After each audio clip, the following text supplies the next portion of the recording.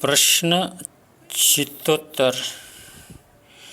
हमने ऐसा सुना है कि कोई भी धर्मानुष्ठान करते वक्त यदि 5 आशय होते हैं तो वो 5 आशय पूर्वक की हुई कोई भी धर्म क्रिया योग बन सकती है और योग बनने से वो धर्म क्रिया हमें हमारे आत्मा के ऊपर रहे हुए बहुत सारे कर्मों की निर्जरा कराती है।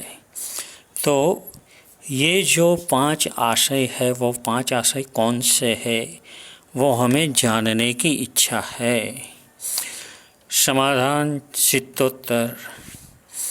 5 आशय, उसका नाम है प्रणिधान, प्रवृत्ति, विघ्नजय, सिद्धि और विनियोग।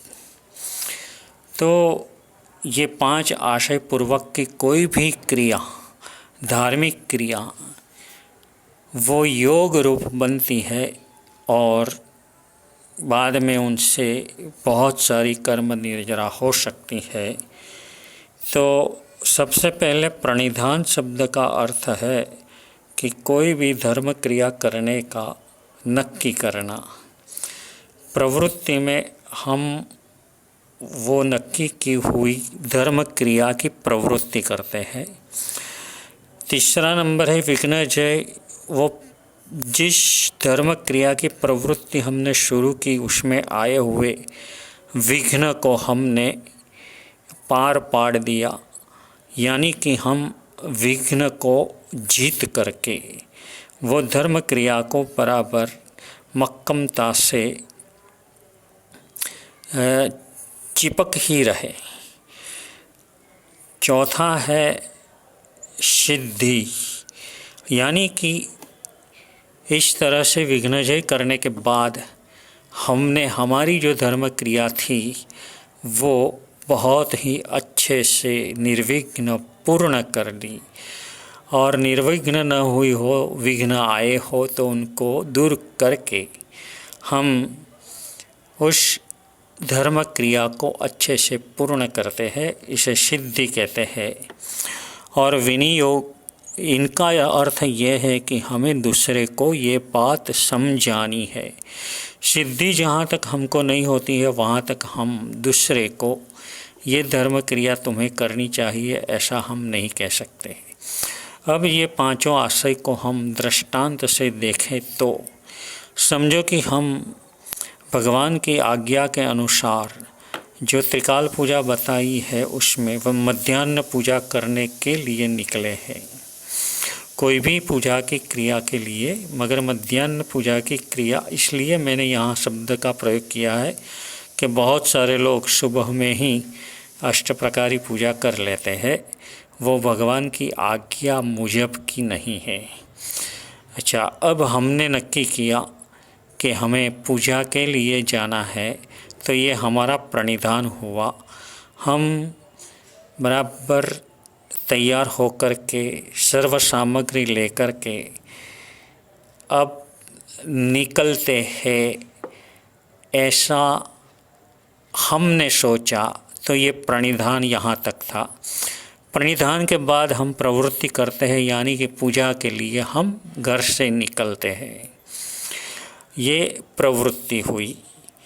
विघ्नजय अब तीसरा है।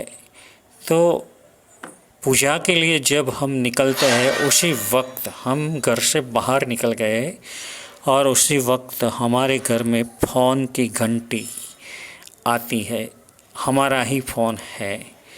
तो वो फ़ोन की तरफ हमें ध्यान बिल्कुल भी नहीं देना है। जो किसी का भी फ़ोन होगा वो आ कर के देखने का, अभी हमें उस फ़ोन की ओर नज़र भी नहीं डालनी है।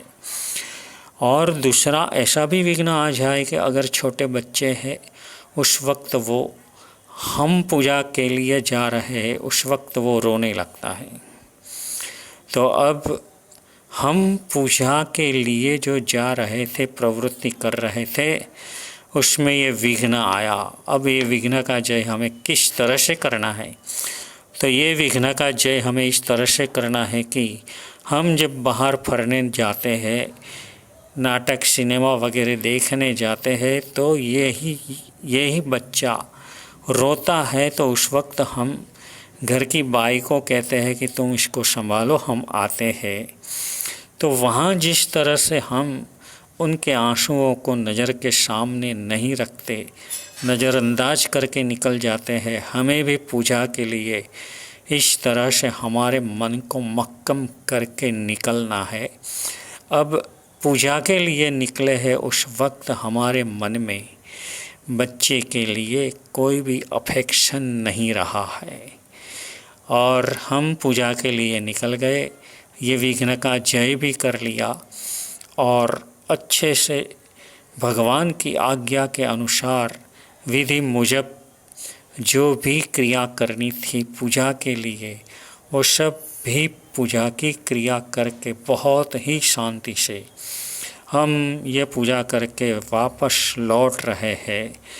रास्ते में कोई यदि हमें मिलते हैं तो उसको हम अब कह सकते हैं, वो विनियोग है कि तुम्हें भी इस तरह से पूजा करनी चाहिए, हमने भी इस तरह से की है। जहाँ तक व्यक्ति अनुष्ठान की सिद्धि नहीं कर सकते वहाँ तक वो विनियोग नहीं कर सकते। हम ही रात्रि भोजन करते हो तो दूसरे को कैसे हम रोक सकेंगे। इस तरह 5 आशय से परिपूर्ण हुई हमारी धार्मिक क्रिया वो योग बन सकती है और हमें बहुत सारे कर्म निर्जरा कराने में सहायक बनती है। हमें भी ये 5 आशय पूर्वक ही धर्मानुष्ठान करना है।